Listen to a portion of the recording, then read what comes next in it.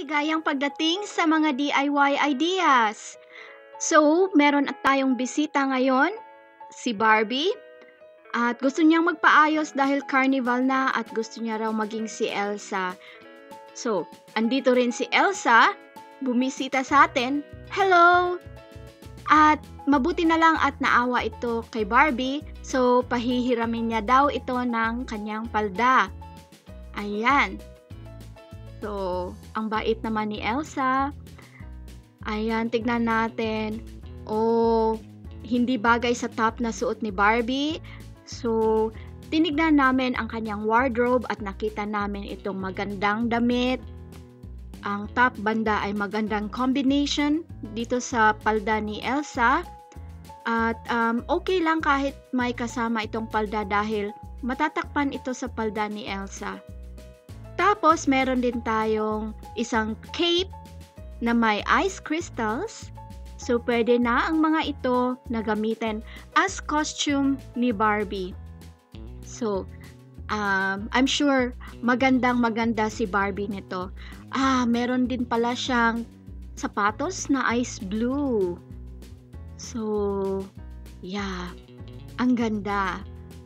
So, magbibihis lang si Barbie. Wow! Ang ganda niya! Yeah, but kulang na lang ang kanyang hairdo.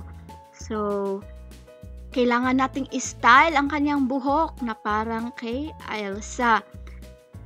So, kailangan nating i-braid ito dahil naka-braid si Elsa.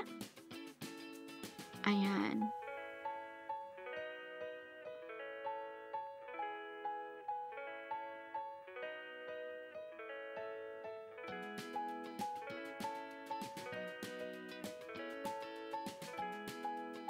Okay, tapos talian natin para hindi ito matatanggal. At ayusin lang ng konti yung kanyang tirintas.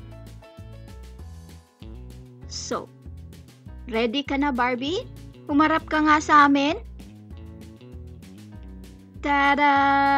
Ayan na si Barbie at si Elsa.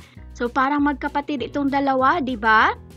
So, bigyan kami ng thumbs up kung nagustuhan ninyo ang video na ito at ibahagi ito sa inyong mga kaibigan at aabangan ko rin ang inyong mga komento dito sa ibaba. Mag-subscribe sa aming channel, okay? Para makapanood ng mas marami pang mga videos.